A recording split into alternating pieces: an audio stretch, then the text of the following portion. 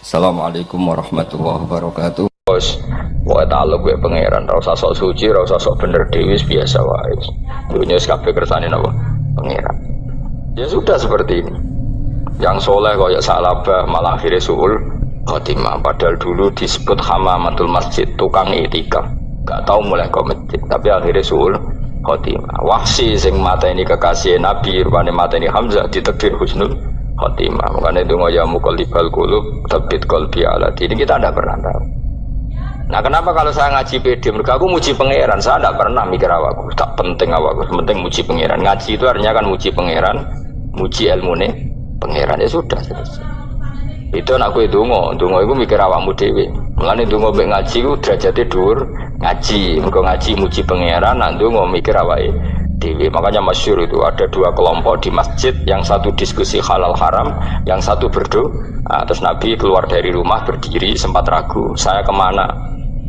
Akhirnya Nabi ngendikan mereka itu berdoa kalau Allah mengabulkan ya disembadani, tapi mereka belajar halal haram, itu perintahnya Allah, saya sebagai Nabi. Terus akhirnya Nabi gabung kelompok yang belajar halal haram, karena belajar halal haram artinya ingin menghidupkan hukumnya Allah Ta'ala. Tapi nak wong dongo kepinginnya iku kabul kajati, intinya mikir awake dewi. Makanya saya termasuk ulama yang jarang berdoa, tapi ya berdoa, tapi kadang-kadang. Nah, kowe kan gak kontribusi ning agama rapati ya itu mau. Oh, dasar murahan. Ya tapi piye mulang yo ora payu. Jadi kadang-kadang kula dibantah. Lah jenengan mulangi payu, Gus. Lah kula ora payu, ndonga-ndonga ngono. Ya tapi aku ngerti pangeran ra bakal nyembadani barno ra wis. Pangeran yo paling wis dikai sithik ngono cukup wong. Kalau termasuk orang yang nggak setuju ya kalau orang sholawatan terus berlebihan tapi khidmah ini Nabi kurang. Maksudnya gini loh, sholawatan berlebihan ya. Redaksi sholawat tentang Nabi itu kecil, bukan sholawat jumlahnya enggak. Redaksi tentang Nabi itu kecil, sementara tentang keinginannya itu saya tidak suka. Saya suka sholawatan itu ya yang nyifati Nabi banyak, kemudian keinginannya kecil, itu bagus. Kayak Ihya itu, kayak Ihya Abdul Hasan Asadili itu. Kalau dongo itu jaluke mau swidik paling baris paling terakhir. Misalnya gini, nahmaduka ya man huwa la ilaha illa anta arrahmanur rahim, itu langsung in sampai nyifati Allah itu 99. Buar ngono nganti berkuras-kuras. Lagi terakhir mau jaluk dongo sithik. Nah kowe kan enggak muni muji Allah mau basa-basi tok. Alhamdulillah rabbil alamin wassalatu wassalamu ala Muhammadin. Monggo syarat tok. Baru ke Allah mbak inna nasaluka nganti telung lari. Telung halaman. Tapi pas muji pangeran, alhamdulillah rabbil alamin wassalatu wassalamu ala Muhammadin. Bariku terus dongo njaluk mapan, tolak buala. Yo aja. Mana jare pangeran? Muji kekasihku suwi dik dongane kecangkeman. Lah saya tuh gak suka jenis itu. Harusnya sholawatnya itu yang panjang. Maksudnya nyifati Nabi yang panjang. Baru mintanya sedikit. Itu bagus itu. Di akhlak. Makanya saya diantara sholawat yang senang itu sholawatnya Habib Ali Al-Habsyi yang arang sing tutur. Itu kalau beliau baca sholawat itu sholatan yattasilu biha ruhul musolli alaihi bi fayam basitu fi qalbi sirru nuri ta'alluqi bi wa hubbi wa yuktabu biha bi inayatillahi ta'ala fi hisbi. Jadi dia baca sholawat itu, ya Allah berikan sholawat kepada kekasihmu Muhammad. Dengan sholawat ini rohnya saya, musolli itu rohnya saya yang membaca sholawat, bisa sambung dengan rohnya Rasulullah. Dan setelah sambung saya terhitung sebagai orang yang mencintai Rasulullah. Dan saya berharap dari cinta itu saya tertulis sebagai umatnya. Nah aku kan enggak mau sholawat itu mau, saya termasuk orang yang enggak saya loh ya. Tapi ya tetap baik dibanding nganggo primbon ya satu sholawatan ya. Tapi boleh punya etika lah dengan Rasulullah itu. Boleh kalau dongo nyifati Nabi yang banyak, ya baru keinginan. Kan banyak tuh sholawat yang seperti yang saya misalnya di kitabnya Sayyid Muhammad ada Allahumma sholli ala sayyidina Muhammad nuri kalam alladzi. Wah nyifati Nabi itu sampai panjang lebar baru menceritakan hajat. Kalau kamu kan enggak nyifati Nabi basa-basi, mau sidik mana? Malah kadang orang misalnya ala Muhammad. Kok ala Muhammad muni Sayyidina aja disoal. Baru kudungannya apa? Panjang. Saya termasuk yang enggak setuju. Karena itu menurut saya kurang etika. Makanya Rasulullah itu kalau berdoa, kalau sudah nyifati Allah, coba tak beri satu contoh saja doanya Nabi. Alhamdulillah hamdan yuwafi ni'amahu wa yukafi'u mazida ya Rabbana lakal hamdu kama yanbaghi li jalali wajhika 'azimi sultanik la nuqsi sana'an 'alaika anta kama asnaita 'ala nafsik. Itu sudah berapa itu nyifatinya? Itu belum doanya tuh. Nah, kamu kan enggak Allahumma alhamdulillahirabbil alamin Allahumma ya Allah di hajati wes gremeng titik seramu tuh kan jangan gak bakat wali. Nah cara kula iku sisih dene. Kula yo sering ngamini dongane wong ngono niku, tapi ning atiku amin maksudnya amin barno mawon Gusti. Dadi aku amin tapi amin ku barno mawon Gusti. Wong ora jelas ngono berarti. Jadi aku muni amin tapi amin barno maksudnya ya Allah barno amin ngono maksudnya. Jadi karena tadi setahu saya doanya para nabi, para wali itu memang seperti itu. Ya coba itulah doa tadi aja yang saya sebut itu berapa kalimatnya? Apa?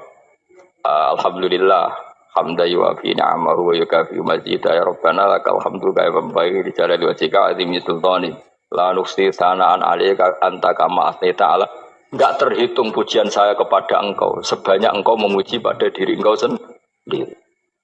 Allahumma inni a'udzu biridhoka min sakhatika fi mu'afatika min uqubatika wa bika minkal. Allahumma sholli bi haqqi jabarutika wa bi khawfika kan panjang sekali doanya wali-wali itu, tapi semuanya mensifati Allah. Bahkan banyak yang kemudian lupa enggak doa. Coba haji, doa haji itu coba. Labbaik Allahumma labbaik la syarika lak innal hamda wan ni'mata laka wal mulka la syarika lak.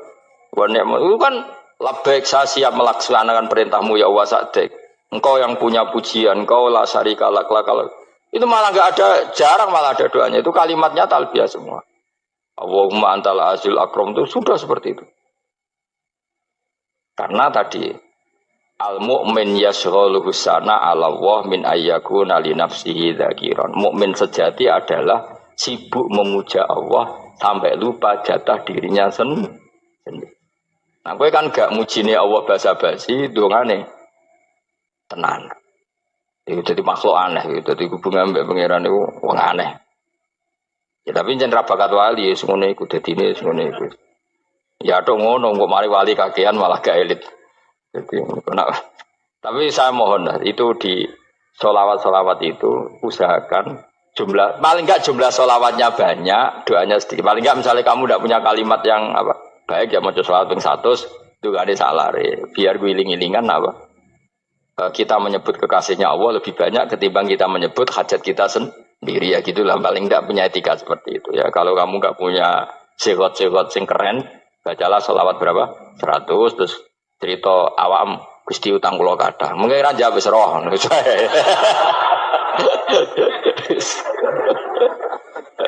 Tapi kan kita menyebut kekasihnya sampai 100, nyebut utang bisa. No cowok nyebut kekasih bisa, nyebut utangnya 100. Berarti yang sampean ditakoki pangeran, kowe nyebut kekasih ku piro pisan, nyebut utang 100 dasar rayu utang ngono-ngono kan. Ya ada, saya termasuk orang yang nggak setuju tadi. Jadi kalau redaksi sholawat cari yang mujinya Nabi lebih lebih banyak. Karena itu nanti lebih diridhoi Allah Taala. Coba Allah sendiri kalau nyebut nabinya itu hitung saja.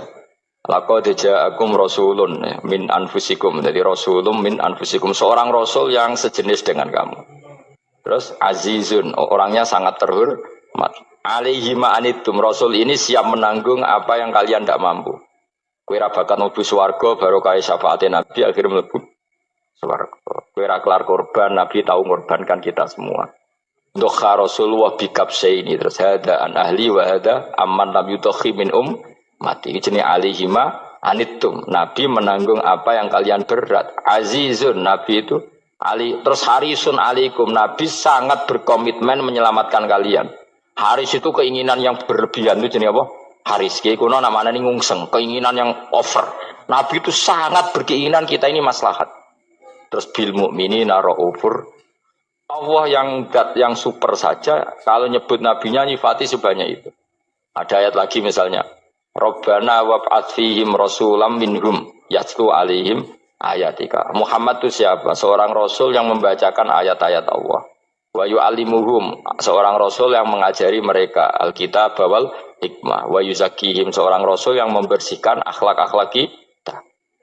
Jadi artinya Allah punya tradisi kalau nyifati rasul itu banyak.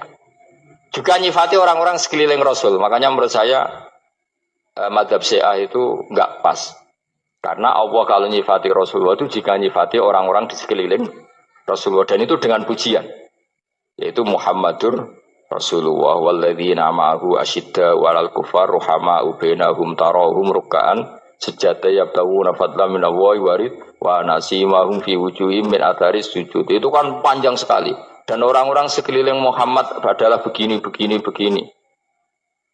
Kayak apa Allah muji para ashabu Rasulillah? Masa kita ikut kelompok yang menghina ashabnya Rasulillah? Makanya kita tetap madzhab ahli sunnah wal jamaah, yaitu mencintai semua sahabat. Karena Allah saja yang Tuhan mensifatinya dengan sehormat itu. Mensifati ashabu Rasulillah. Disifati orang-orang yang saling kasih sayang sama orang mukmin. Tarahum ruka'an, sujud dan komitmen hidupnya untuk rukuk dan sujud. Si mahum fi wujuhim min asari sujud. Sudah asari sujud tidak usah diterjemah, nanti sensitif. Cuma setahu saya asar sujud itu nanti setelah di akhirat orang sering sujud itu jabahnya itu ada nurnya. Tapi kalau ada yang nafsirkan asari sujud itu warna tertentu ya semboh ya. Itu sensitif. Yang jelas asari sujud itu ya sudah seperti itu. Seneng kamu kok hasut. Kowe nyen provokator, nah ono apa ya? Ada hal yang begitu terus mau berlebihan. Uteke ya khisimun. Nah, kalau ora ada kepentingan pokoknya ayat si mahum fi wujuhim min athari sujud, bahwa dalam jabahnya itu ada asaris sujud. Itu masyhur kan, saya terangkan ya, tapi kowe aja sensitif loh, biasa wae. Suatu saat Rasulullah itu ngendikan begini, nanti saya kata Nabi akan nyafaati kalian semua. Sahabat-sahabat tanya, ya Rasulullah dengan sekian miliar orang bagaimana kamu mengenali kita? Saya ulang lagi, suatu saat saya nanti akan nyafaati kalian karena saya kenal kalian. Maksudnya di akhirat. Ya apa? Di akhirat. Terus sahabat tanya, ya Rasulullah bagaimana engkau mengenali kita sementara nanti di akhirat bermiliar-miliar orang itu. Terus Nabi ngendikan gini, jika kamu punya unta dengan tanda tertentu, saya ulang lagi, jika kamu punya unta punya tanda tertentu, dalam jidatnya ada begini, dalam tangannya ada gini, dalam kakinya ada gini, maka apa kamu bisa membedakan untamu dengan unta orang lain? Ya bisa ya Rasulullah, karena unta kita khas. Misalnya kaki depannya ada putihnya, kaki belakangnya ada putihnya, dalam baduknya ada putihnya. Kata Nabi, inna ummati yut'auna yaumal qiyamati hurran muhajjalin min asaril wudu. Nanti umatku nanti wajahnya juga bersinar, tangan kakinya juga bersinar. Jadi asar itu saya pastikan secara riwayat itu akhirat, maksudnya tentang akhirat. Tapi bahwa yang di dunia ada yang memulai asar itu nggih monggo mawon. Loh itu bagus kan, artinya ekspresi percepatan. Ndak apa-apa loh, daripada kok kowe ora jelas ini gitu. Maksudnya ya orang ngetok kowe pancen jarang sujud tenan. Wis ora usah sensitif, tapi yang jelas ya nanti. Ya soben kiamat ruang samu. Nanti hisab itu nanti kalau hitung hanya sekitar 3 jam. Hisabnya sak dunia itu hanya sekitar, karena malaikat itu tidak kesulitan sama sekali. Tak warai ya. Ini nggak akan salah saya dalam hal ini karena riwayatnya sahihah. Kenapa hisab itu hanya butuh rubu'un nahar, 1/4 dari siang enggak? Anggap saja siang itu 6 jam atau 12 jam itu aja terserah. Kalau 12 paruhnya kan 6 ya. Seperti 1/4-nya berarti 3. Itu gini. Jadi nanti di mahsyar itu kan yauma tabyaddu wujuh wa taswaddu wujuh. Yaudah yang kafir itu kelap, hilang. Wajahnya, tubuhnya semuanya gelap. Yang mukmin itu semuanya terang. Jadi sudah yang tabyaddu wujuh wa taswaddu wujuh otomatis terus ningkat. Terus pergerakannya itu delala yang tabyaddu wujuh itu ke kanan, yang taswaddu wujuh ke kiri.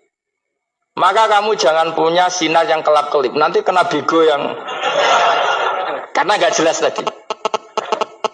Maka kamu harus sinarnya yang sejelas-jelasnya. Hurran muhajjalin min asaril. Bila perlu nur kamu sampai menembus langit saat itu. Makanya ketika orang mukmin sudah nurnya ada di muka, ada di tangan, masih ngendikan Rabbana atmim lana Nurona karena takut masih kena bigo tadi.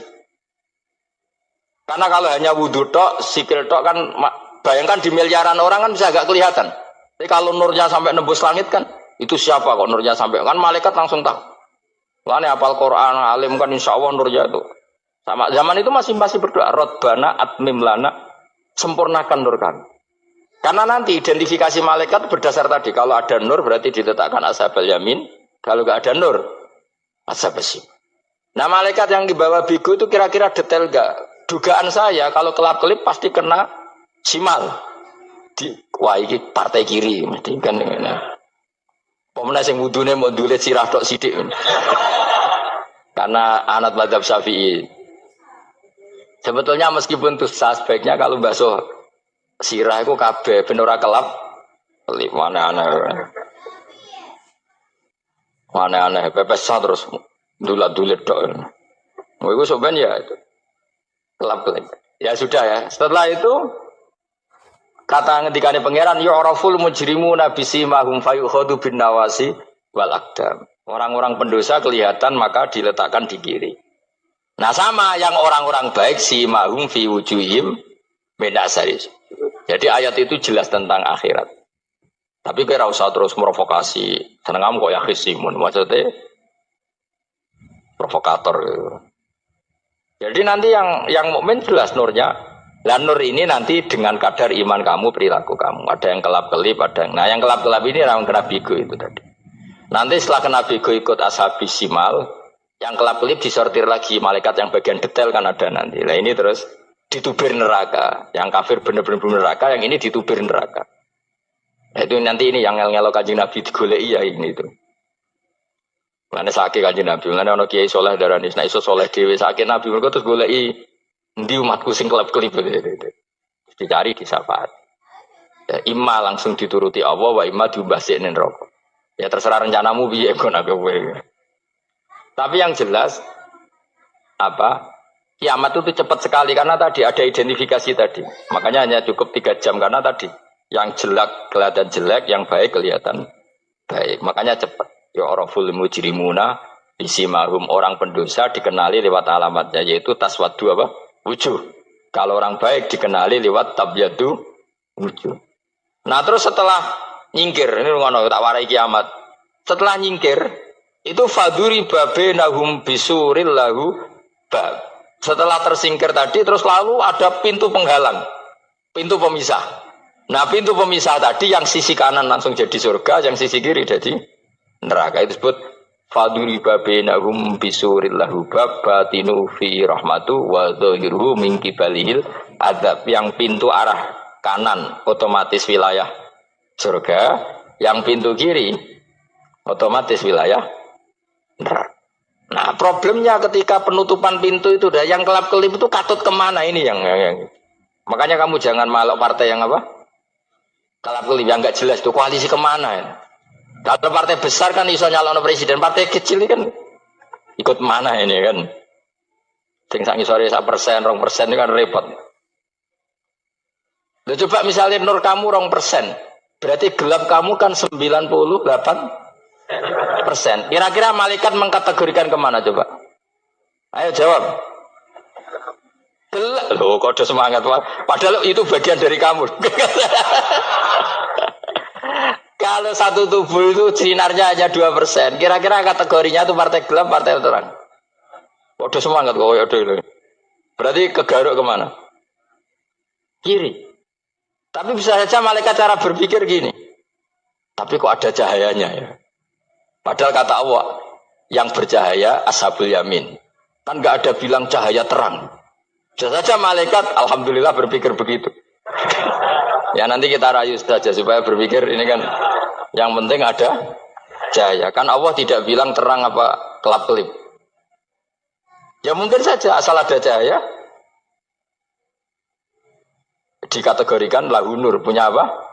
Nur. Tapi yang jelas saat itu pun yang sudah punya cahaya masih berdoa Rabbana atsmim lana nurona. Ya Allah saya mohon sekali nur-nur kami sempurna. Jadi ini saya bantu teman-teman yang hafid-hafid supaya tahu maknanya ya. Dan yang nggak hafid ya dengar ya. Kalau nur itu penting. Makanya Nabi itu kayak apa? Nabi itu orang super. Itu kalau ngendikan qawamat al min fauqi nuran wa min tahti nuran wa an yamini nuran wa an simali nuran, sampai terakhir Nabi masih mendoa untuk dirinya waj'al li nuran, dan semua tubuh saya jadi nur. Nabi sudah gitu kan, ya Allah jadikan sisi depanku nur, belakang kami nur, kanan nur, kiri nur, terakhir itu waj'alni nuran, dan doa semoga semua tubuh saya. Itu masuk doa yang sering saya baca. Karena saya takut kelap-kelip tadi, ini bahaya ini kalau malaikat. Saya tidak tahu cara berpikir malaikat tadi. Apa ngitung 98% maka dikategorikan apa? Gelap. Apa dihitung nurnya saja? Wong instruksinya Allah kan yang ada nur ashabul yamin. Meskipun kelap-kelip kan punya nur. Saya tidak tahu nanti ikut 2% ikut mana kalau di partai koalisi itu. Ikut yang menang biasanya, ikut yang apa? Ya paham ya, makanya saya mohon. Kalau wudhu itu usahakan sempurna, terutama wudhu sholat. Kalau nggak wudhu sholat itu sebaiknya nggak sempurna, supaya ada bedanya wudhu sholat sama wudhu tidak sholat. Rasulullah itu masyhur gitu ya. Rasulullah itu kadang tawaddu'a wudhu'an khafifan, wudhu yang sederhana, yaitu hanya sekali-sekali dan tidak sempurna. Ketika ditanya as-sholat ya Rasulullah, tidak. Misalnya saya habis makan, mau tidur, biasanya ya wudhu, tapi tentu tidak perlu sesempurna kayak wudhu sholat, biar ada bedanya. Rasulullah juga gitu, beberapa kali beliau wudhu, tapi tidak sesempurna wudhunya untuk sholat. Masyhur itu di riwayat tawaddu'a wudhu'an khafifan duna wudhu'ihi lis sholat. Tapi kalau wudhu untuk sholat asbaghal wudhu, menyempurnakan wudhu. Jadi supaya ada bedanya wudhu sholat dan wudhu tidak sholat. Mulane ke sing alim sing waras, ya alim ya waras. Jadi kalau Allah mensifati dirinya, iki ya ben mergo Allah itu nyifati bi nafsihi. Tapi nanti misalnya Rasulullah di mukjizat duwe fadhil ya kebeh, tapi tetap biiznihi. Jadi misalnya kowe ora percaya syafaat kok dalil enggak ada syafaat kecuali milik Allah, ya betul, masalah langit bumi ya milik Allah. Tapi kita menempat di sini biiznihi. Nanti kalau Allah sudah enggak berkenan ya wis pateni buang ya buang cara bener. Ya sudah, dia seneng mesti buang. Gampang toh ngaji, paham? Gampang toh? Ayo gampang, orang yang bantu, gampang. Paham? Paham. Jadi paham nur apa buang kuning. Jadi jelas ya.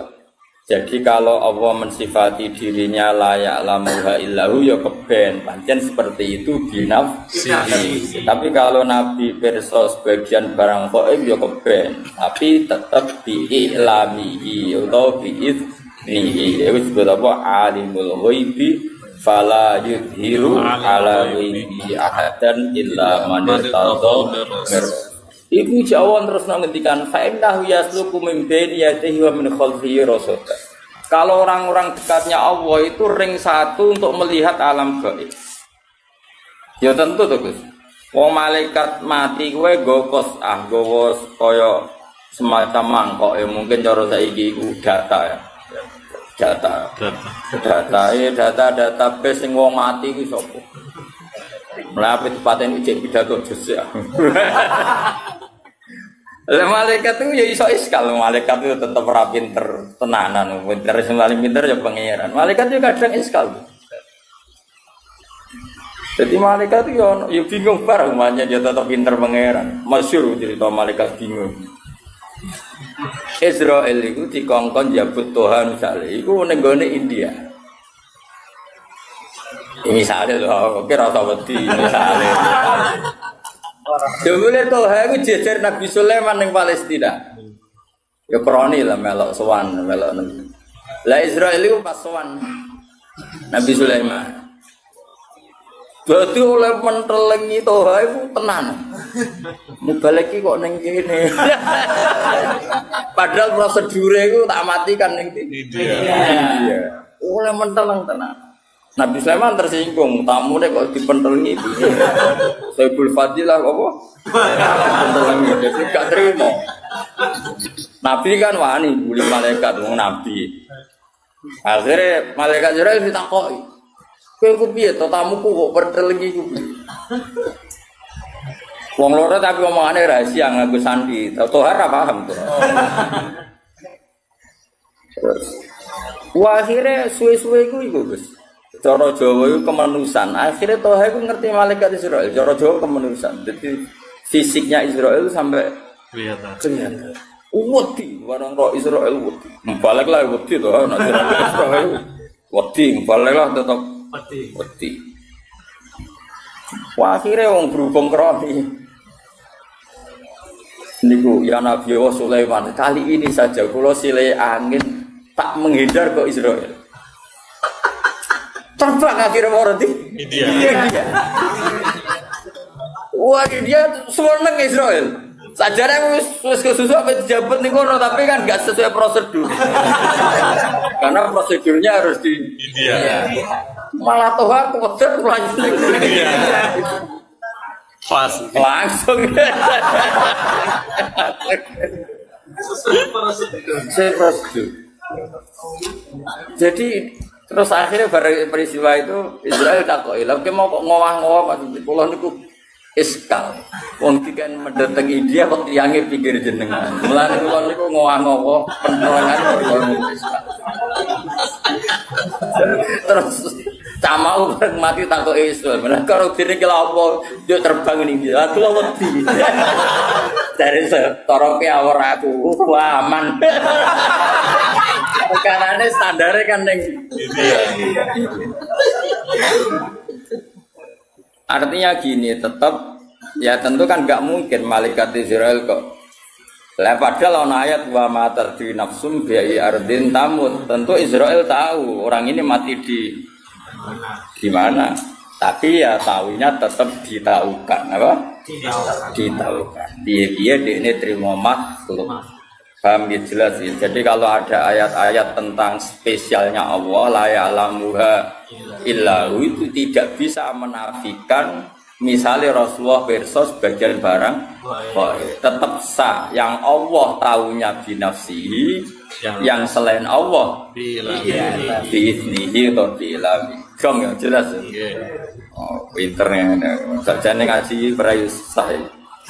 Sudah pinter no. Lha kula direncana ikan 2 minggu, sesuai sak wulan, sesuai 3 wulan. Mergo wis pinter apa? Wis pinter. Dadi poso sekolah ra ono khatame apa.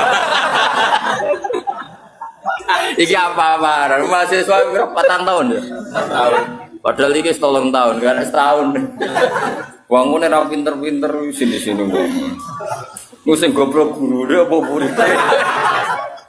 Lho di murid goblok kadang-kadang salah nang gurune lho. Iya oleh mulang ngajar.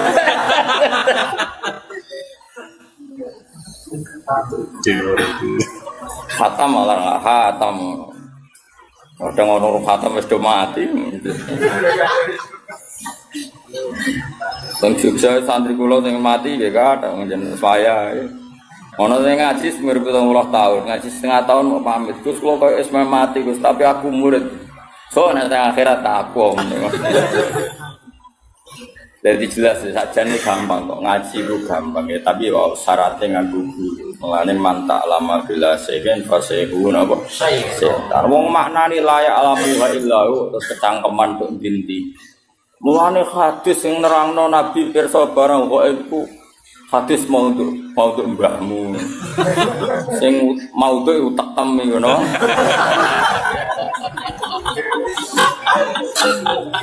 Maksudnya itu ngaji, wis jelas. Utawa misal minimal hafal Quran, ayat tentang ghaib itu berapa minimal.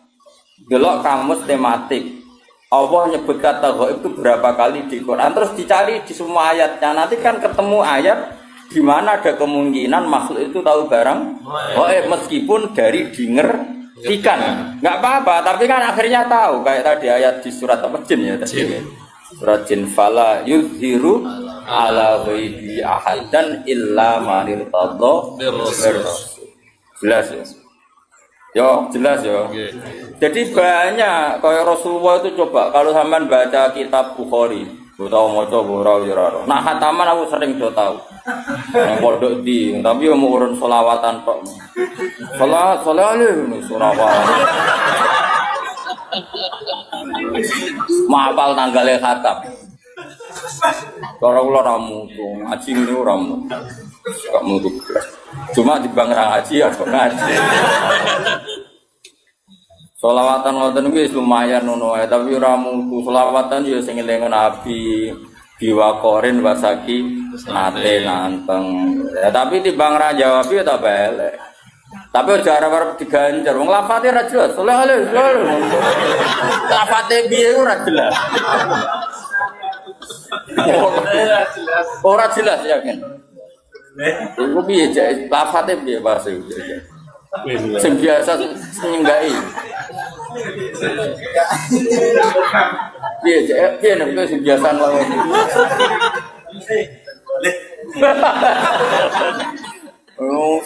Wong selawat ku ana sehote, ana adabe, ngono tok terus dadi opo.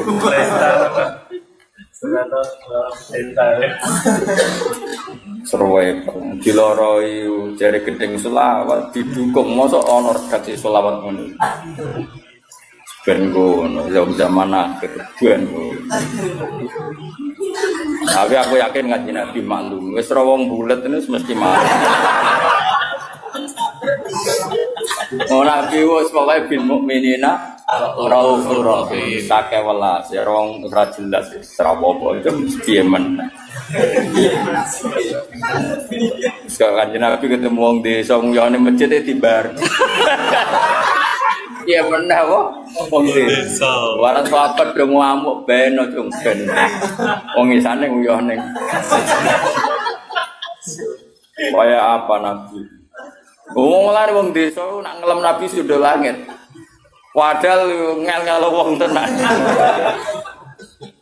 Ana wong desa iku salat omong-omong kan dadi salat ambek kanca-kancane makmum Nabi malah kenalan jenengan daleme putih. Sing ditakoki modho desane dijawab. Kula saking mriki lebih sahabat-sahabat sing gak muni-muni kan ekstrem untuk ISIS kan. Ngamuk, salat kok omong-omongan. Gak sah. Ngamuk nih. Gak sunah Rasul mesti ngono seperti. Tapi bareng-bareng salat geger ana geger-geger Nabi besok. Niku wonten salat omongan diamuk munib ngono. Munib mirip kan wedi nek kanjeng Nabi tetep wedi. Ya tetep wedi. Ambek Nabi wong desa digandeng. Oleh ngendikan Nabi ne, "Jom, wong desa itu jom, inna hadhi sholat munajatun wa musofatun wa sholat itu berbisian ambek pangeran. Jadi sholat itu hubungannya ambek pangeran. Yo malah nek sholat omongane ambek pangeran wae. Terus lae suku via kalamun adamiyun berhubung sholat itu momen omongan ambek pangeran yo ora usah omongan ambek kowe kok langsung gede malah golek murid. Yo ngono nak ngajari ra kok murid.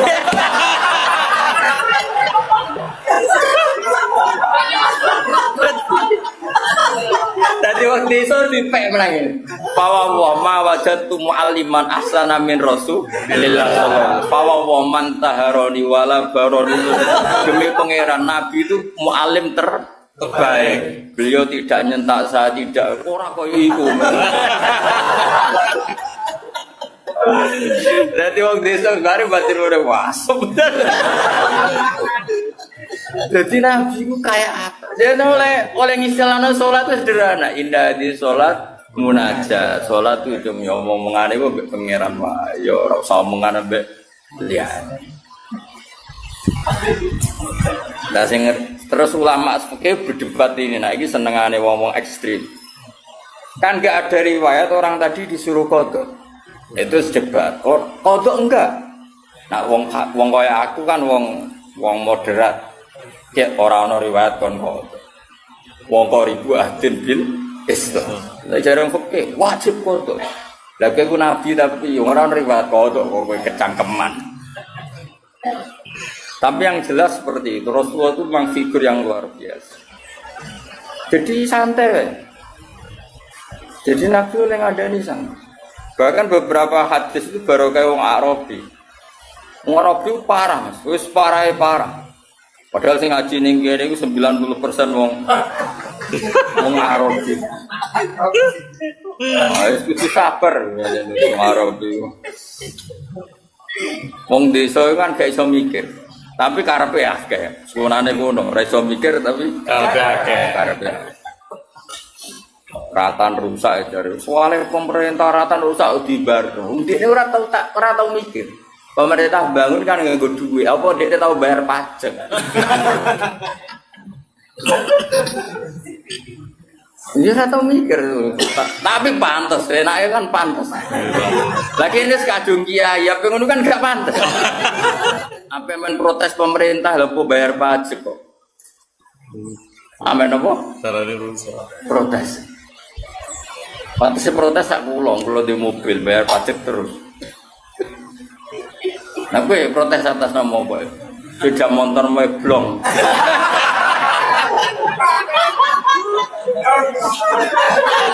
Kok ngirim pengratan elek itu terus tinggi. Orang ditangkap polisi wis sampe. Wis untung, wis sing syukur ora kecangkeman.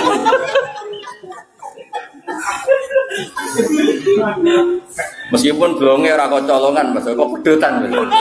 Mau hafal kabeh. Ini Pak Indonesia ngono kok. Iku cara polisi tegas iku gak sedeng Mas kantor polisi. Mboten. Gak sedeng ya? Sawat. Sedeng.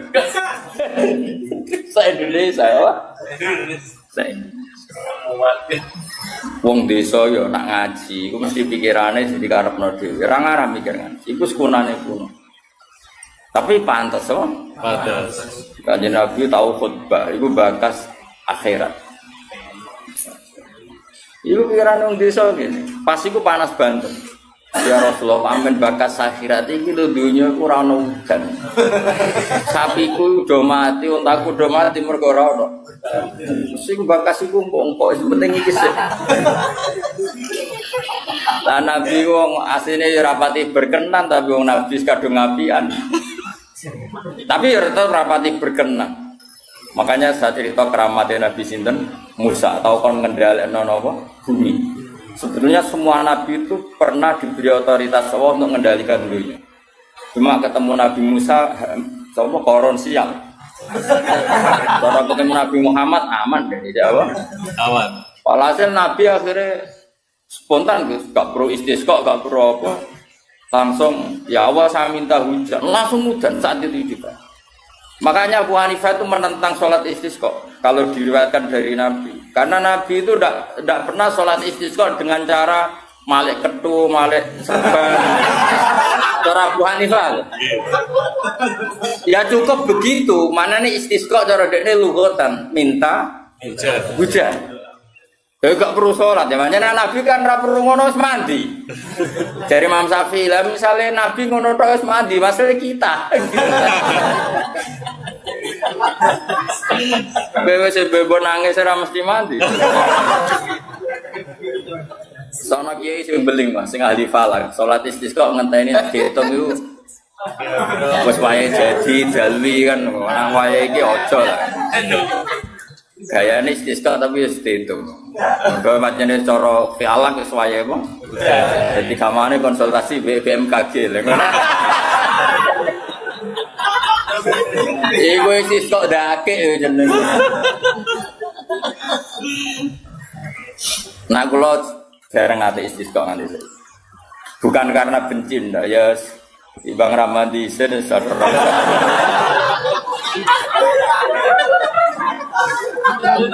Romane kadang-kadang Allah gawe kering panjang iku ya hukuman, kadang ya rezekeni. Pangeran ben ngono pangeran kadang. Kula nate temriki kekeringan tuku banyu. Pancen ya rezekine bakul. Biwil gawat. Ya tapi ini mboten donga kekeringan mboten biasa wae. Maksudnya pangeran ora usah atur. Wong sing donya kok atur. Singkat cerita, akhirnya Nabi itu nuruti tapi rapati berkenan. Wah akhirnya udan, nanti seminggu. Waranin lah, wong desa mestinya kan perasaan. Aduh, aku mungkin apa kurang adab, apa piye kok malah udan nganti seminggu. Nanti yo, sapine malah katut banjir. Lu moro iki ora kok sak malam ning ngene ya Rasulullah, kula kan udan ku ben sapine iso ngombe. Saiki malah rusak perkara kebanjiran. Malah nyalano meneh. Wong desa.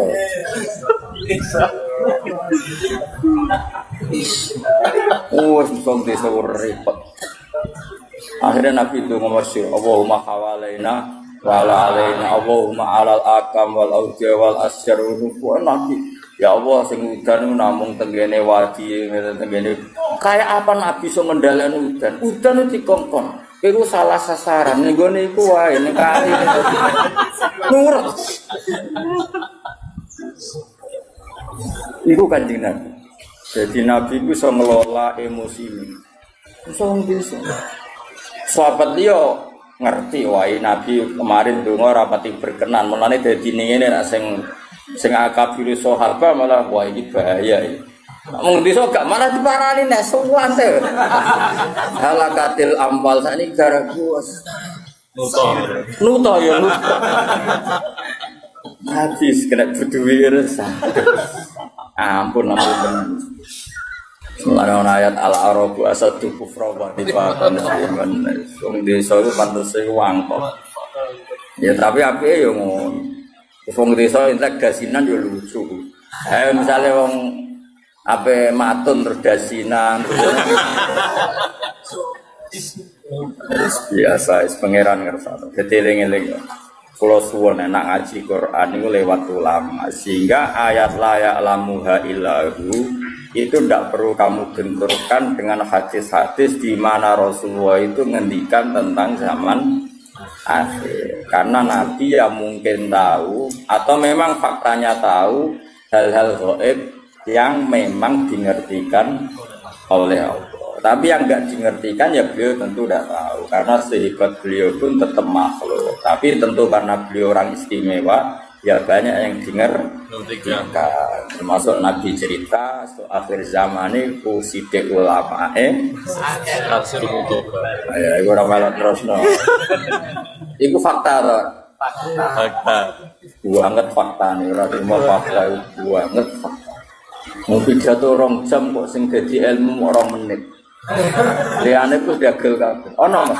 Dari 2 jam pidato sing nilainya ilmu pirang persen? Piro nih? 5% itu apa 5%? Maka teman. Kak biasa nih pidato 2 jam. Saya mau merbuk loh, orang saya mau ngalim loh maksudnya. Nah, mau ngalim karuan di 2 jam ya ilmu kabeh. Nah, saya mau merbuk pirang-pirang. Kok betul? Kok aku bisa usan situ. Gak sopan murid juga. Akhlaknya juga. Arabi ya.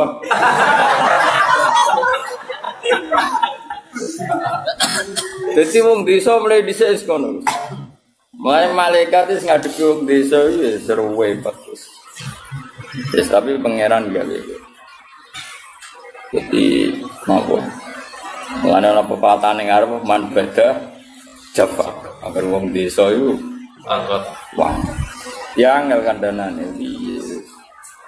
Tapi apik ngono, pancen pangeran gawe ning ngono. Iki kudu rito sepanjang pangeran apa? Tapi paling parah itu suku Bani Tamim. Bani Tamim itu parah. Parahnya gini ya, mereka itu punya mainstream berpikir, wis rodok kota. Nah, saking kotane itu, padahal ya waktu itu, tapi gayanya gaya kota. Iku nak sowan Nabi, mulane ini peringatan gue pangkang siapa saja. Santri-santri yang seneng aku seneng dia. Suara Nabi, naik salam Nabi Rahmat itu tersinggung kena.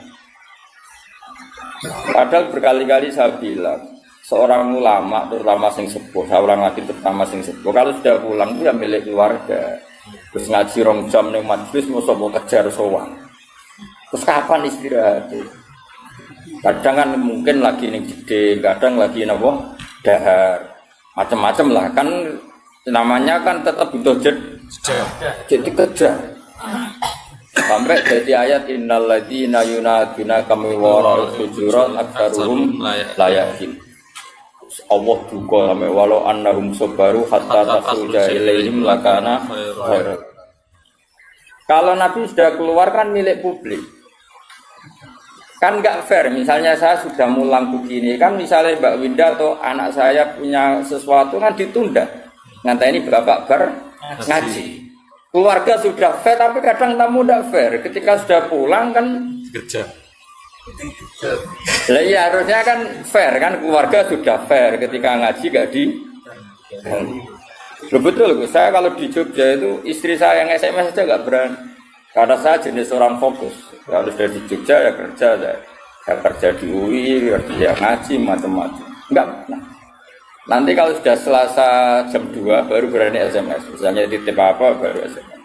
Tapi jam 2 Selasa sudah keluar dari kantor. Kan enggak fair kan? Misalnya kadang nuruti marem. Aku badi sowan teng Naruman. Nek ning Yogya ketemu malah ora ada Naruman. Jadi makanya terus Allah duka. Semenjak itu terus Bani Tamim dikandani pangeran, sing ngandani pangeran ra trimo wong. Pangeran sing ngandani. Malah muni ngene. Ya Muhammad, kowe ada ramu tumerdui aku. Inna zamana sinun wa mathana zinun. Sekali saya ngritik sak donya ngritik kowe. Jadi kamane nganggo teori media. Ini wong desa. Ya tentu oknum Bani Tamim, tidak semua Bani Tamim. Tapi hebatnya Rasulullah itu, Nabi ngetokno Nabi tenan. Beliau keluar hanya ngetikan gini, Zaka Allah. Yang kritiknya benar-benar jadi kritik itu kalau Allah yang kritik. Zaka Allah. Dia akan ngomong Inna zamana syainun wa madhana zainun. Kita sekali mengkritik itu jadi syainun, jadi celaka bagi kamu, dan kita sekali muji adalah zainun, jadi hiasan bagi kamu. Nabi keluar menjawab Zaka Allah. Nah Allah nak muji ya muji tenang. Nah ngritik berarti kita salah Terus Nabi masuk lagi. Makanya seorang kiai harus pakai sing dikersakno Rasulullah sallallahu alaihi wasallam. Nggih ora usah peduli mek sing muji atau sing ngritik. Zaka Allah. Lah aku kepikiran tenan sing ngritik pangeran. Ngritik perso biarno wis. Ini harus aturan main harus jelas. Zaka Allah. Jadi sing napa? Mereka kurang ajar tenan sampai bilang gini. Muhammad, kita ini kelompok besar loh. Kamu bisa jadi nabi punya pengaruh itu karena kita Islam. Kalau kita ada Islam, kamu tidak siapa-siapa. Jadi ibarat kayak makmum demo lah. Kalau kayak ada makmum, kamu tidak jadi imam loh. Sesuai santri ya demo. Kalau saya ada santri, kamu tidak jadi kiai. Sesuai sing udang hafid-hafid. Kalau tidak tahu udang, tidak di duit. Wah, ya kacau, tidak terus-terus. Meskipun tenan mas. Kowe sing ngundang toha yo ngono. Jangan macem-macem lho kowe. Rata sangone ra urip. Wah, bisa panjang kalau ini dituruti kan. Panjang. Kok sing wedok ngono. Ora takeki lho niku. Gak betul ana gelang ra takeki lho. Wah, ya repot aku negake. Iku wong desa. Akhirnya ana ayat turun yamununa alaika an aslam. Mereka ngudat-ngudat kowe Muhammad karena mereka Islam. Mesti karena mereka Islam Muhammad kita ini muslim. Gara-garanya kita muslim kamu punya pengaruh besar. Kalau kita ada Islam kamu itu tidak siapa-siapa. Allah sampai duka. Dan itu diceritakan di surat Hujurat gitu. Di surat Hujurat yamununa alaika aslam. Allah duka. Qul la tamunnu alayya islamakum. Wes kira Islam lah, ora usah buka-buka Islam dari pengen. Timbang ngel kalau wong kabar. Kembangane balillahu yamunnu alaikum an hadakum. Mesti sing syukur mek pangeran pira-pira kowe wong desa tak paringi hidayah, malah kecangkeman untuk Mulane wong sing ngerti etika, ya jangan wong gedhe wis alamat tem desa lah, tapi tekem ora usah desa. Alamate wis sing desa, sok pinggir gang sempit, pinggir telo wis. Pinggir greng, tapi uteke ora usah kota. Uteke kota, ahlul hadarah di peradaban apa? Peradaban. Ben wong udah aturan. Karena kadang itu tadi Seorang kiai itu keluarga sudah menahan diri kalau pas mulang nggak di. Masa setelah dia di keluarga di. Maksudnya biar fair itu apa? Biar orang itu kulino duit. Terus saya punya teman akrab banyak itu dolan gitu. Nyari jam yang benar-benar aman. Iya. Saya itu ketemu Gus Sarang seringnya di kantor madrasah atau di kantor sekolah ini. Karena kalau sudah keluar kantor milik publik, kalau ke dalamnya kalau di SMS dipanggil ya, kalau tidak ya. Karena pikiran saya takut ganggu. Padahal saya ini akrab mulai kecil teman. Bukan apa ya, karena tadi. Bagaimana wong awam, kadang lagi debat urusan utang di bojone, assalamualaikum. Sik kok terus no. Tukaran no dia kok. Tapi bukan berarti kita ada silaturahim, ya tetap silaturahim. Tapi cari jam paling aman apa? Misalnya setengah itu waya wongnya aku ojo, awan waya kaya lula. Sore ya misalnya setengah 5 wajar atau bermafe. Itu malah wong do mulai dari bojone itu bagus itu untuk pertemanan. Boleh jam sing memang para suami sudah dari istri, itu apik kok. Ajang silaturahim. Nanti ibu-ibu juga gitu, cari ajang sosialita ibu-ibu jam ngrasani bojone. Enggak apa-apa. Sama-sama nyari jam yang tepat. Jangan saling apa? Mengganggu. Itu pangeran nak belani nabi ini sampai seperti itu. Ya mununa alaika anas. Lu kacau nak wong nutut hae kabeh ya kacau. Aduh aku ora dipertuhi. Lah sing ngongkon ya sapa? Pasti nak golek ilmu saja latih ikhlas napa? Lu saya dari Narukan ke Jogja ya jauh.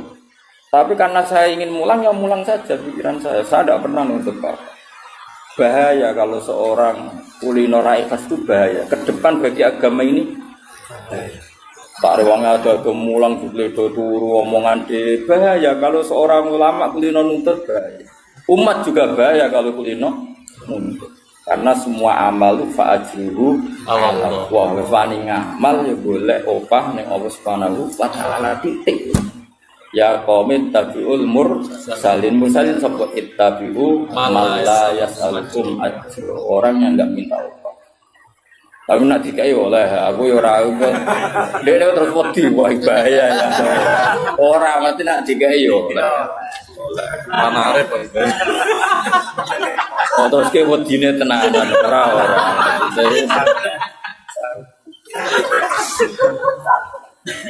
Ya tapi ini etika ya, makanya saya terangkan supaya tahu bahwa hidup itu seperti itu. Eling-eling apa walau annahum sabaru hatta takhruja ilaihi lakana khairan lahum. Karena tadi misalnya saya sebelum ngaji tentu persiapan. Terutama masalah materi karena saya itu tidak ingin ngaji abal-abal. Terus ya sudah kamu nunggu di sini saya datang. Karena saya tidak pernah baca tafsir satu. Belum pernah dalam sejarah saya, minimal 2 atau 3. Karena biasanya sealim-alimnya Imam Suyuti kadang ya ada sisik melek yang ada di Syekh Nawawi. Yang di Imam Suyuti tidak ada. Kayak tadi Imam Nawawi itu nanti lihat di tafsir Imam Nawawi ketika Mafatihul Ghaib, lalu kunci itu punya akibat apa? Menjadi kuasa apa menjadi tahu? Kata Imam Nawawi dalam konteks ini maknanya menjadi tahu. Karena perbandingannya la ya'lamu illa. Tapi normalnya kan dalam banyak hal punya kunci itu artinya penguasa. Itu kan mungkin. Nah kira atau kepikiran punya kunci itu arahnya kemana? Kuasa atau tahu? Nah kira ulama mesti tahu mikir. Aku yakin tahu mikir. Cara mikir aku juga tak terangno iki. Jadi kok cate Kang Teni ini Ibu Budi. Tapi apa ngono?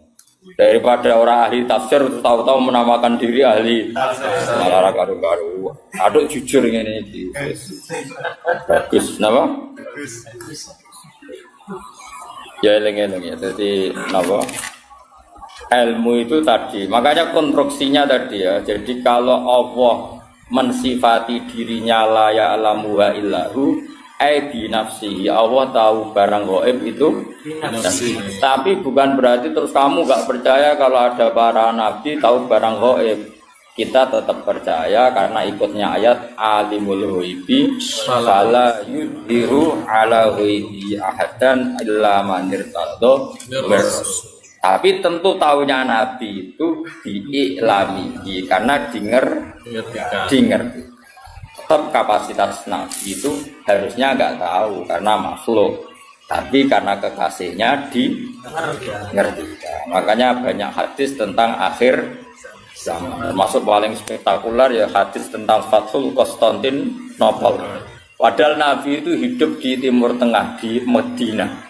Konstantinopel itu ikut wilayah Eropa. Coba zaman itu Mekah rapati kenal jenis Konstantin. Tapi Nabi menduga lataf tahunnal Konstantin. Makanya hadis itu yang sekarang ditulis di masjid mana? Istanbul. Kayak apa Rasulullah? Karena tadi zuwiyat li al-ard min masyariqiha ila magharibiha. Saya pernah dilempitkan bumi, maksudnya dipertontonkan bumi. Uridat aliya ummati kada wa kada zuwiyali al-ardu fara'aitu mulka ummati kada wa kada. Sampai periode Khulafaur Rasyidin saja Nabi ngendikan al-khilafatu ba'di salasuna sanatan summa yakunu mulkan adudun. Harusnya maca malikan adudan. Khalifah sing normal sing dengan tanda kutip berhak ngatas namakno penggantiku iku mau periodene pinten 30 tahun. Delalah. Pas dihitung Said Hasan itu entek. Paham gue sampai terakhir benar Sayyid Hasan itu bariku semayaku numulkan adugan dan semua itu malikan bariku anane rojo sing tukang menggi gitu manane wis ora sah mengatasnamakan diri khalifatu rasulillah ya wis malane kula setuju istilah raja wae kemuliaan nambarane khalifatu rasulillah. Yang pantas gelar itu hanya Abu Bakar, Umar, Utsman, Ali, Said Hasan. Ya niki sanggep bae raja. Napa? Pemene mbok arani Khalifatullah Pranata mau keduren, maksudnya iku malah keduren. Maksudnya raja niku malah luwih aman. Luwih simpel kan, luwih gak perlu. Kalau gue misalnya mulang jalanan jajal ini pengganti Gus Bas sing ra ikhlas ya akeh. Jajal lah wis aku ikhlas lah. Wis aku ikhlas lah wis. Ke jajal buka di Bojonegoro pengganti Gus Bas. Wis jajal wae. Aku ikhlas. Iku wae akeh sing ra ikhlas umpamane iki pengganti Rasulullah. Boyo mikir. Soalnya saranane wae mubalek kan luwih ikhlas wong kan luwih ikhlas. Tapi nak ada MC ini muni apa pengganti sensitif. Bayang no kesana gelar khalifatu Rasul. Mulai Umar itu unik. Umar itu sopan tapi gaya. Dekne ku moh dadi wong ino, tapi ya kepen dadi wong sopan iku Umar. Umar pancen wong unik. Aneh pikirane ku aneh. Ya tetap kepen sopan Mas Abi. Tapi moh dadi wong ino iku Umar. Mulane ketika dekne iku ora anak Abu Bakar Khalifatur Rasulullah, pancen dekne iku ma'ahsana sinta, sifatnya begitu baik mirip Rasulullah. Jika sahabat semua manggil ya Khalifatah Rasulullah, aku gak. Tapi nang ngono Khalifatah Abu Bakar yo Amirul Mukminin. Dadi aku Umar iku unik. Kon mengni Khalifatah Rasulullah keduren, muni Khalifah kan moh. Ngopi padha kancane cah soso. Alne karo Jawa ngenyek wong mosok. Akhirnya tengah-tengah kok nyundang apa? Amirul Mukminin. Kan tetep keren, no. Utsman nak ngerasa Amir keduren balik Khalifatu Rasulullah. Ali ya balik Khalifatu Rasulullah. Nah, sekian gini dengan itu balik. Namun itu tukang pidato kasaran Mas. Wong drengki ya, nah semua itu tukang pidato kasar. Pidato situ kamu itu kaki. Wong itu tukang gigi tapi enak. Iku hasutan munib sebenarnya. Hasutan nih, kalau sebenarnya tukang pidato. Balik kan? Balik kemudian tukang pidato gak sopan. Kul ngucap sira Muhammad wa ta'ala al-qadiru dat sing kuwasa. Saiki. Lihatlah cara saya menjelaskan supaya mereka paham. Mesti paham kalau yang mereka geluti sekarang, yang mereka yakini sekarang sebetulnya barang batin. Apa sebetulnya barang apa? Saya mengkaji ayat ini itu sering sekali, sering sampai sekarang. Mungkin ya sampai nanti sampai asarin sampai asar. Ini rumah tenan ini. Kalau rapat sekedap teng sarang, 30 menit. Mergo sing rapat padha pintere cepet putus. Rapat gue coba tos. Padha ora paham ruwet. Jadi Allah itu zat yang kuasa mendatangkan adab dari sisi atas. Misalnya meteor jatuh, terus Mars jatuh, tentu Allah mampu. Atau dari bawah, misalnya ditelan bumi dan sebagainya. Atau, dan ini yang sering terjadi, Allah menjadikan kalian itu saling nggak cocok, kemudian saling membunuh. Kan natijanya sama kan, misalnya kamu kena meteor kan ya mati, kena likuifaksi mati, disembelih mati. Milih ndi? Ayo milih ndi? Dijaru-jari bojo kuru mati. Disental wong kaget kakak utang mati. Rasa dicontohno. Sampai pidato kecelakaan rape sensitif. Nah ini pentingnya ayat ini pernah saya baca satu hari setelah gempa Jogja. Setelah gempa Jogja itu satu hari saya nilai ke sana itu bahwa memang Allah selalu mengingatkan potensi.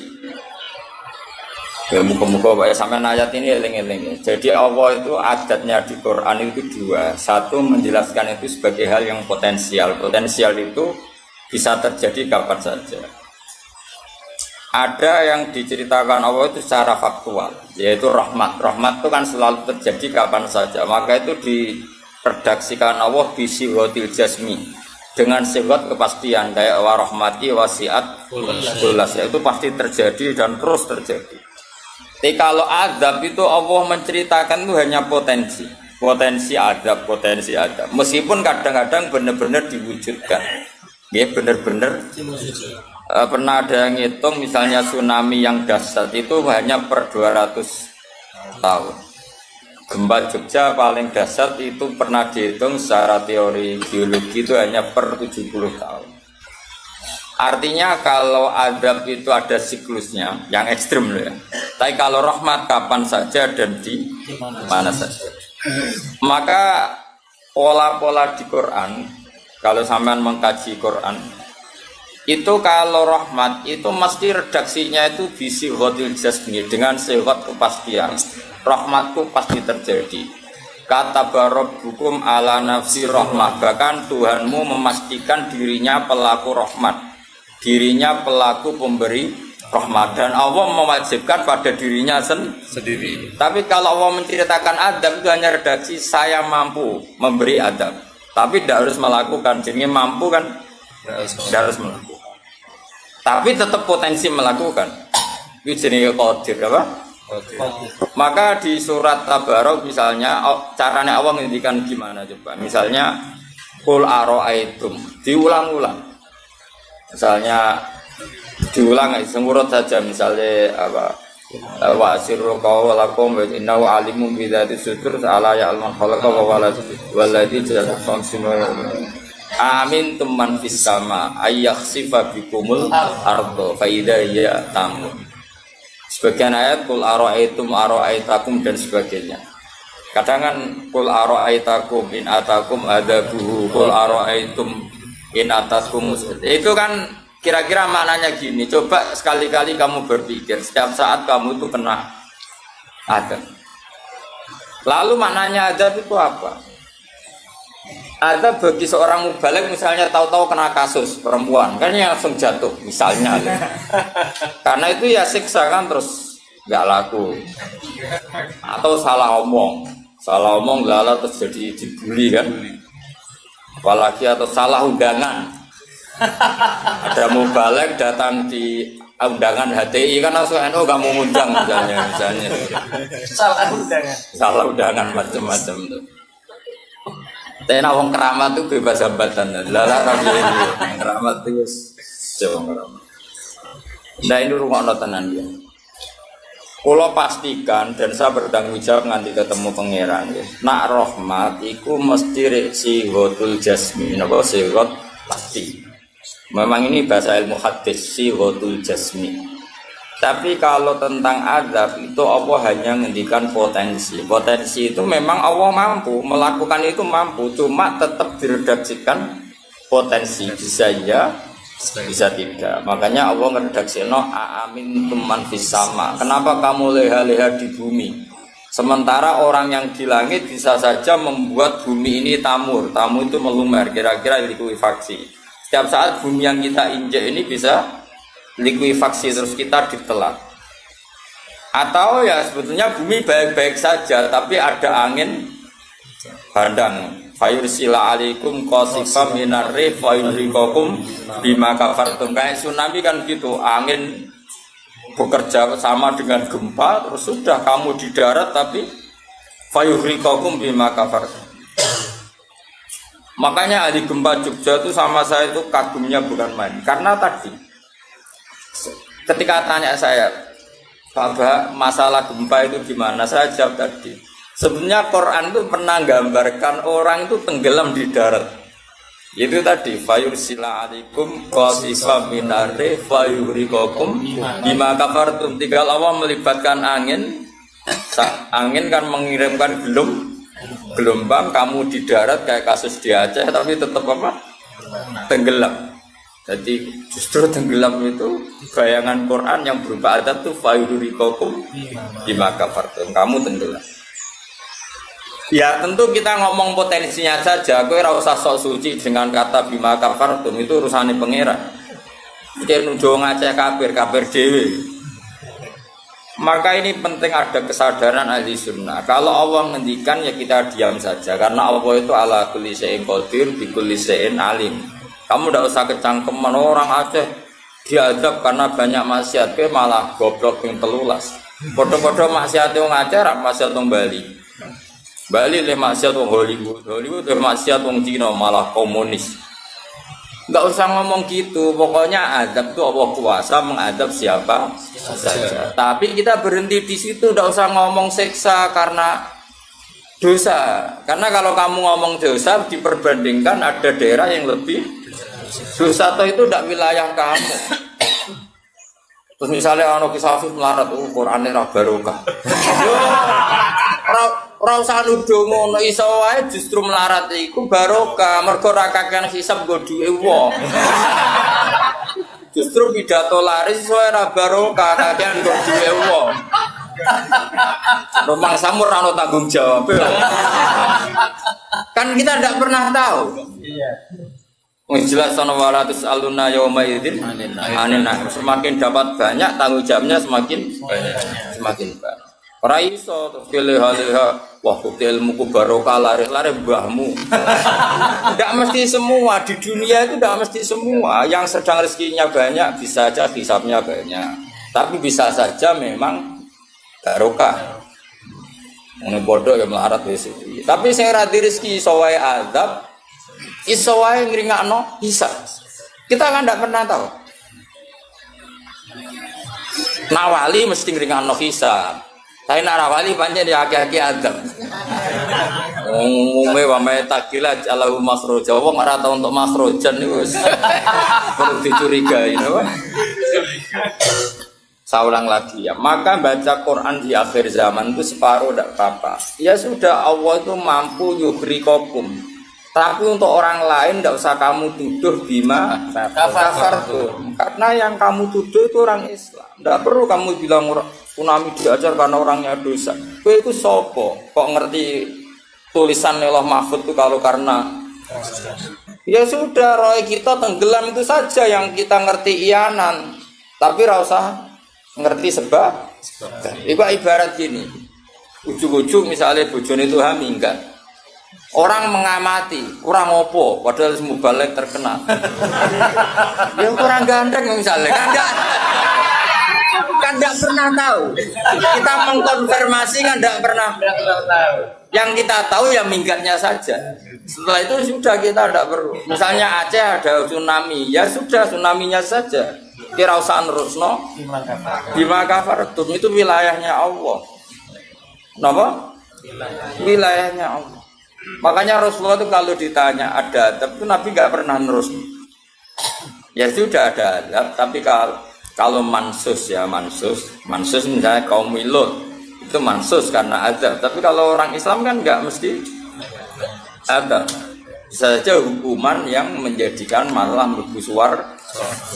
Kalau sama nggak percaya gini, dan saya menjamin pasti saya benar dalam hal ini karena saya berdasar hadis sahih. Sama-sama adab misalnya orang tenggelam. Banyak kan orang mukmin disifati Nabi itu mati syahid.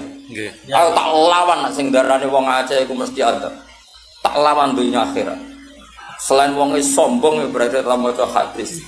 Lho coba Nabi beberapa kali ngendikan umatku sing syahid itu sekian-sekian termasuk sing mata hori kon sing mati tenggelam. Artinya ada bentuk hori yang justru syahid. Kecangkeman ora tahu ngaji kecangkeman. Oh tak lawan dunia akhirat.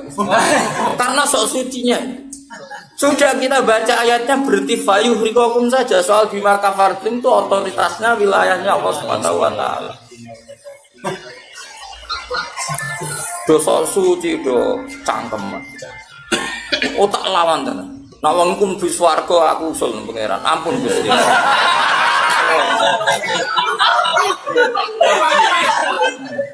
Niku nate ngenyek tiang sak provinsi. Sok sucinya. Lo coba ya. Banyak orang mati divonis misalnya kamu, wah iku krana adab. Ternyata Nabi ngendikan mabtun wong lara weteng syahid. Gharik syahid, mahdum syahid. Orang yang mati korban, kan kita tidak pernah tahu. Ya sudah, bodoh-bodoh tidak pernah tahu. Pakai yang husnul khotimah saja, pakai yang husnudzon saja. Ono hafid kok mati umay rubo. Milih sing husnudzon lah, berarti sahih. Kategorinya mahdum. Jangan terus ono wah kena azab. Kesuwen oleh ngedol Quran lu ngawur. Oh, tak lawan, sing ngomong-ngomong lawan. Siap lawan. Siap ya. Ya boleh Yesus. Kita pasti ini, maksudnya hobinya itu kan. Hobinya itu kan. Jadi nak dicak ngomong damai itu dingin. Yo pancen yo lucu, nak wong brewoken terus gak garang. Lucu nih,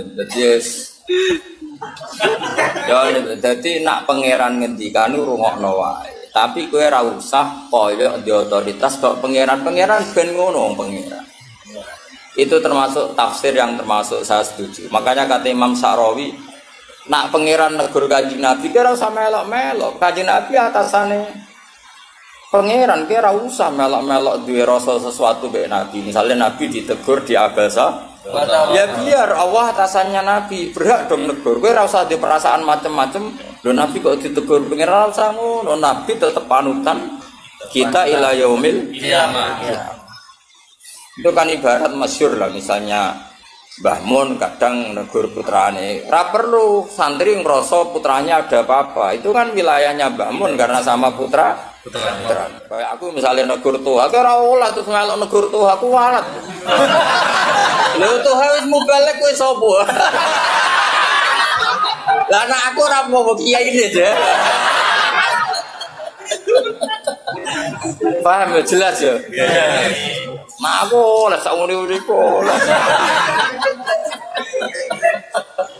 cara dekne protes ning pangeran tetep dosane akeh dekne dibalik. Paling nyek dekne ditulis pira loro paling. Enak gak sampe ilmu. Apa meneh diperjualbelikan. Tuntas kok ngadepi aku sama dosa. Saya ulang lagi, ini penting saya utarakan. Jadi Allah saja yang Tuhan ngendikan itu potensi. Saya pastikan kita semua kenal Allah yang warahmati wasiat.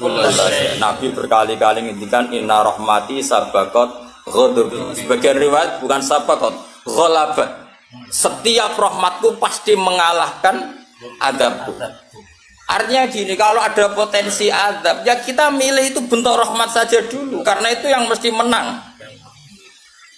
Jadi paribasa roh munib, mati kecepet omahe paribasa. Utawa mati tiba ning WC. Misal, aku tetap darani syahid. Kategorine mahjub. Ojo kok aku mati ning WC. Mungkin dekne nutupi kewaliane tapi Eba-ebane mati ning apa? Eba-ebane mati ning WC. Enggak apa-apa.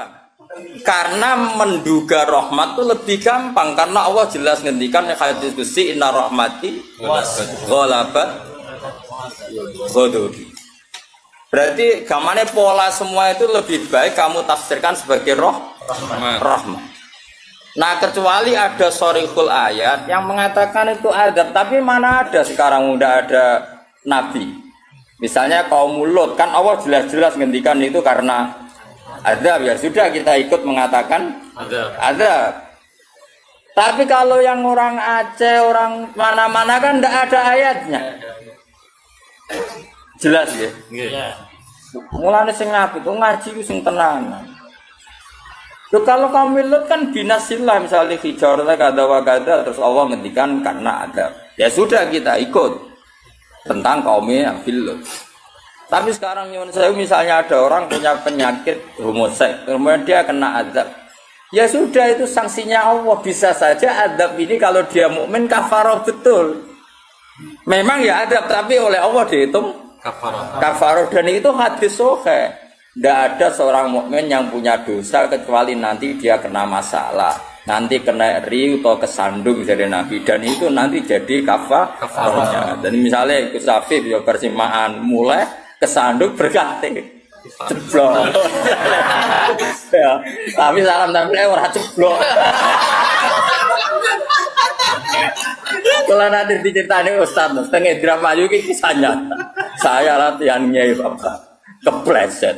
Itu berkat kocak-kati yang saya pertahankan satu. Lope. Bareng-bareng guling, wah ini masih. Mereka latihan mau mama ini paling penting. Berkat gak masalah, berkat enggak. Nah, seperti ini gue rasa nak milih sebagai azab. Karena Nabi jelas ngendikan orang wong mukmin sing kena eri bahkan kesandung kecuali jadi kafar.